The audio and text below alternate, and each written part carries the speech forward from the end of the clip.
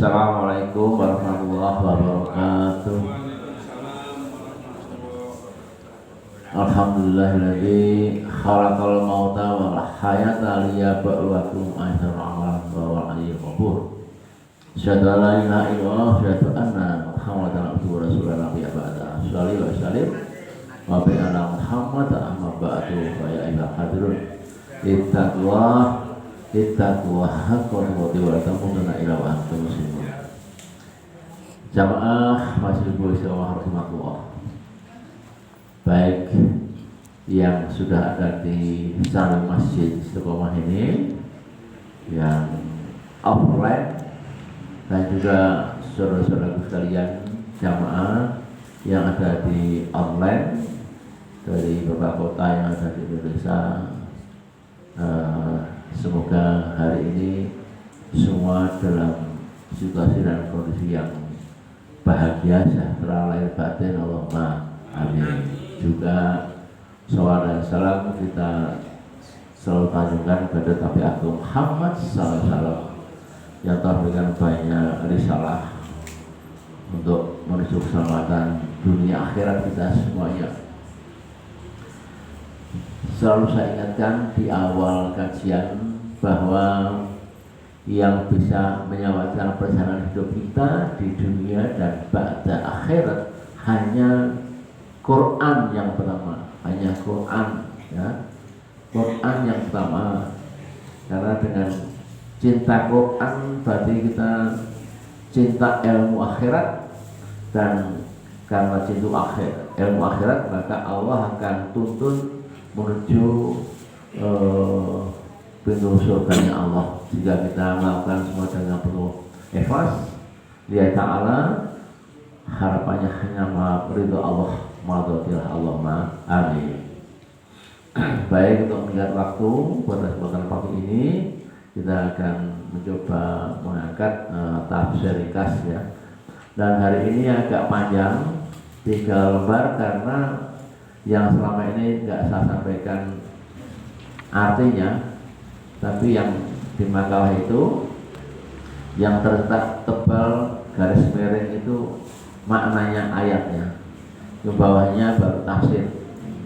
Jadi saya berusaha meringkas sehingga mungkin, kemudian mencoba menjelaskan 10 ayat. Semoga dihitung pakai matematika, kira-kira tiap Sabtu itu 10 ayat, berarti 1 bulan 40 ayat, ya. Kemudian total ayat kita 6.326 ayat, dibagi kira-kira 10 ayat ketemu berapa? Mungkin setahun, mungkin 2 tahun, setahun lebih, insya Allah. Allah sudah mencatat, sudah merekod dalam Lauh Mahfud, ya, Lauh Mahfud, kitab besar yang ada di Sidratul Muntaha, bahwa Pak Kiai Haji Muhammad Ridwan, Pak Kiai Tukiman, dan semua yang hadir ini, termasuk yang ada di seberang di online, semua sudah tercatat dalam kitab besar Lauh Mahfud, tercatat sebagai pencinta Quran dan sedang belajar 6.320 ayat Quran, di mana Nabi menerima wahyu ini selama 20 tahun, 2 bulan, 22 hari. Kita mencoba mengkaji dalam waktu yang kurang dari Nabi, hanya sekitar 1,5 tahun dari kalian. Semoga jangan ada yang patah semangat, ya, jangan ada yang merasa ada hambatan. Kalau yang tua-tua seperti kita ini, insya Allah ya jelas, ya,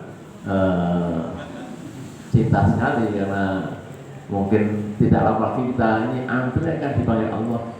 Semoga ketika dipanggil Allah dengan cinta Quran ini kita bisa menjawab ana baitul wahdah, ya. Jadi dalam ceritanya makam tuh kita bisa lihat amatul wahda, aku tuh sendiri, rumah yang sendiri di kuburan, ya.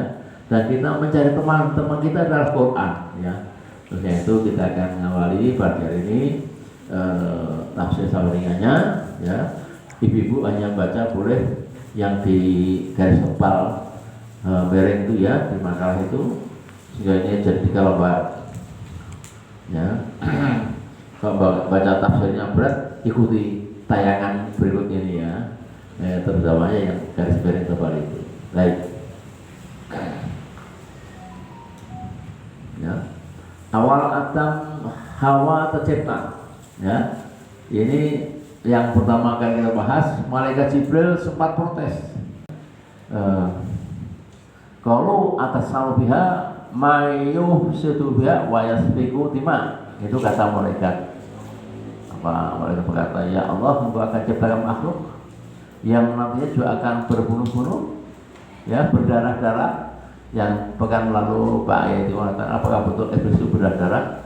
Ini ayat mutasabihatnya.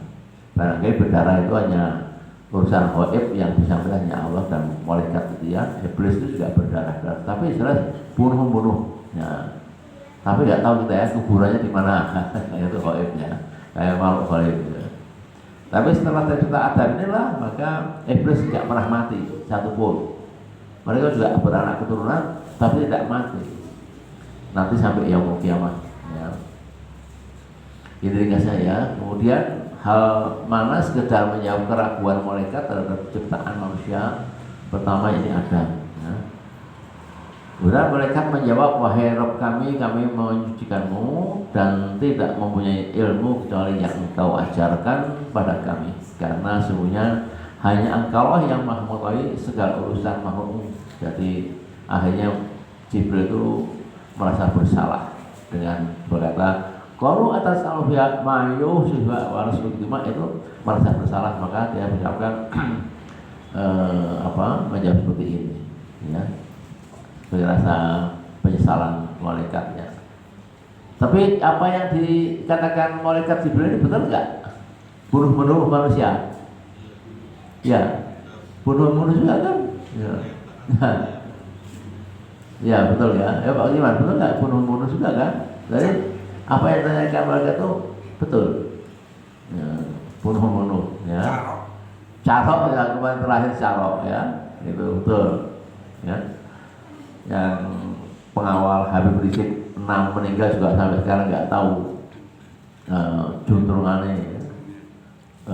Saksi TPS itu berapa 1000 berapa itu meninggal itu. 800 hari ya, juga nggak ada juntrungan sampai sekarang. Masya Allah, kok nggak melihat bahwa akhir itu menunggu ya, akhir itu menunggu akan tiba bertanggung-jawaban, apa mampu bertanggung jawab. Kalau di dunia hidup kita sudah mursal gitu ya, Masya Allah. Semoga tidak terjadi pada diri kita dan keluarga kita, amin. Karena sujud menghambakan diri itu hanya kepada Allah. Sujud bagi rasa menghormati ciptaan Allah manusia pertamanya. Baik kalau maka itu sujudu li'a dalam iblis abawas takbar bahkan minal kafirin ya. Itu yang dimaksud bahwa engkau jadi makhluk yang ingkar pada Allah karena tidak mau mengiyakan kemudian menghormati ciptaan Allah. Dan itu sangat berani, itu iblis itu sangat berani. Maka semua dilarang Allah, penghuni neraka semuanya yang neraka. Semenjak itu semua penghuni neraka semuanya ya. Ada yang bertanya, ya Ustaz, apakah iblis yang masih patuh ketika sebelum Adam masuk surga? Iya, dia akan menjadi surga ya, yang masih patuh kota itu. Karena iblis pun disebutkan sebagai utusan Allah yang patuh. Mulai nggak patuh karena ada Adam pesaingnya ya, yang akan memimpin bumi ya, khalifatu fil ardi, sehingga artinya Adam itu jadi musuh bagi iblis ya. Itu kita berbahagialah kita memahami isi Quran dan Al-Quran, dan kita adalah musuh bagi iblis ya. Kemudian seluruh malaikat melatih kecuali iblis, dia menolak sujud ya dengan kesombongan dan hasad. Hasad itu apa? Hasad itu ya sama dengan dengki, iri ya. Itu.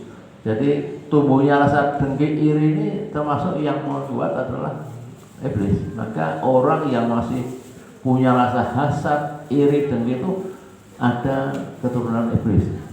Maka kita janganlah suka iri, dengki, ya apapun, ya, agar kita tidak ada bau-bau keturunan Maryam iblis. Allah, ya, itu kita ngasih suntikan untuk mencari kebaikan hidup kita, akhlak kita, jangan iri dengki lah. Ada orang kaya, alhamdulillah, ya.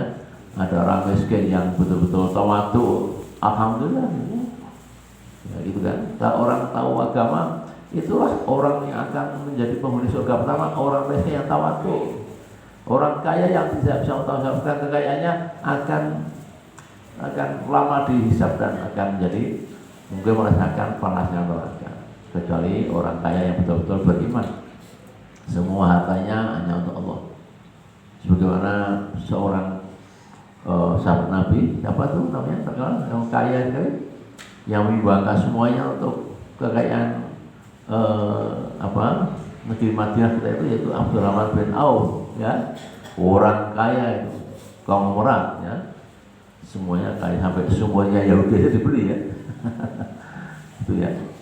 Hei, kita ini nggak lama ya, Adam dan Hawa di surga, ya, kita paham. Ini kan ceritanya setelah diciptakan sudah kamu masuk surga.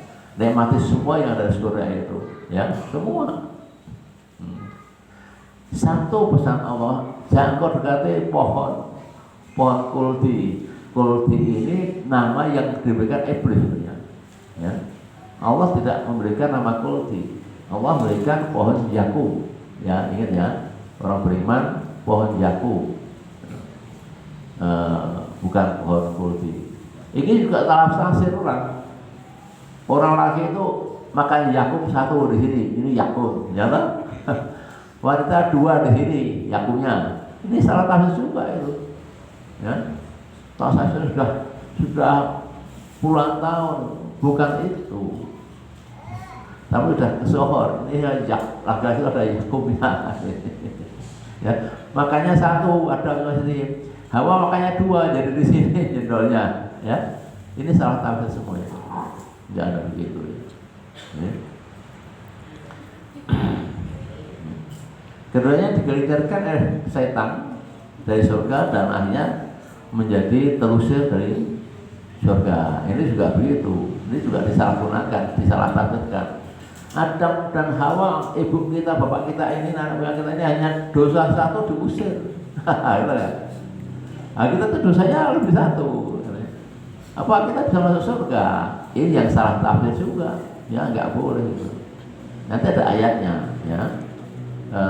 Nanti ada ayatnya bahwa dosa Adam dan Hawa itu diampuni dan dia menjadi penghuni surga.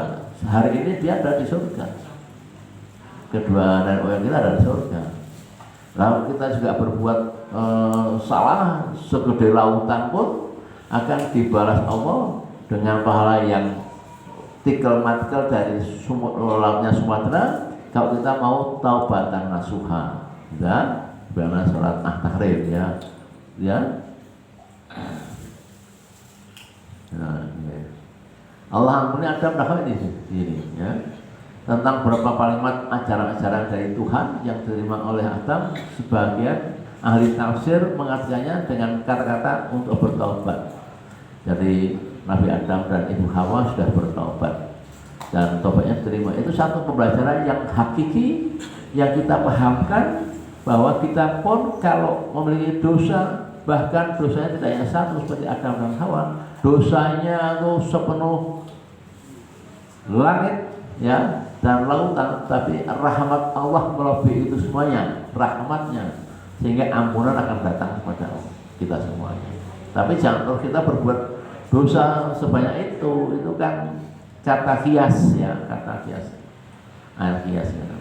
Artinya banyak sejarah dalam kitab yang saya baca, Duratun Nasihin, ya, seorang ahli maksiat ketika akan bertobat kemudian melakukan perjalanan ke orang-orang yang beriman, di tengah jalan meninggal, kemudian perebutan antara malaikat maut dan malaikat rahmat.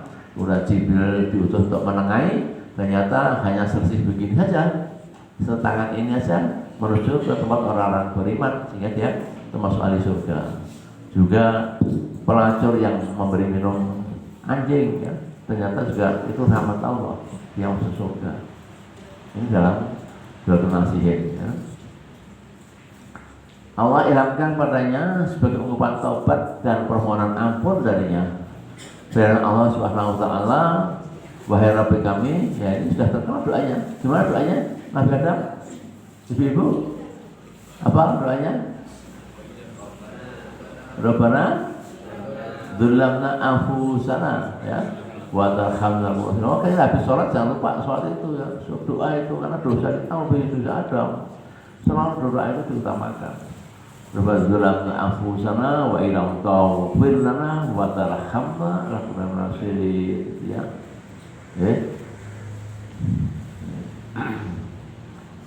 Adam dan Hawa turun ke bumi, ya. Turunlah kamu, ya. Setelah diampuni, turunlah kamu ke bumi, ya. Turunnya pun oleh Allah diberi cobaan yang berat. Satu di Jazirah Arab, yang ada di Semenanjung India, Pakistan, ya. Sehingga sekitar tafsirnya ada yang mengatakan 100 tahun, ada yang 200 tahun, ada yang 300 tahun baru bertemu, ya, bertemu. Ketika itu lautan belum tercipta, ya, masih hutan-hutan semuanya. Binatang buas belum apa, ya. Jadi Adam bisa lari sana lari sini, belum ada binatang buas, ya. Belum ceritakan, ya. Sehingga ada yang tanya, terus gimana lautan itu nyebrang, belum ada perahu? Enggak, lautan belum tercipta juga, belum tercipta sepenuhnya lautan. Sehingga lewat daratan hutan-hutan yang diciptakan Allah, itulah melewati satu pulau ke pulau lain dan ketemulah di mana? Ibu Jabal Rahmah. Kalau yang sudah umroh haji paham di sana, ya, Jabal Rahmah, gunung yang penuh rahmah maksudnya gitu, ya. Itu ya. Kemudian orang mengingkari dan merusakan ayat kami yang terbaca dan bukti-bukti tauhid kami, maka itulah orang-orang yang akan menghuni neraka selamanya dan tidak akan keluar. Ini maknanya mendalam ini. Orang mengaku Islam tapi baca Quran tuh nggak bisa dan nggak mau belajar. Nah, ketika meninggal nggak pernah paham Quran, ya, nggak pernah baca Al-Quran, nggak pernah paham Quran. Islam, ya, neraka dia, ya, neraka. Ya Yahudi, ya. Israel adalah sebutan bagi Nabi Yakub. Bani Israel adalah turunan Nabi Yakub. Sekarang terkenal dengan bangsa Yahudi, ya.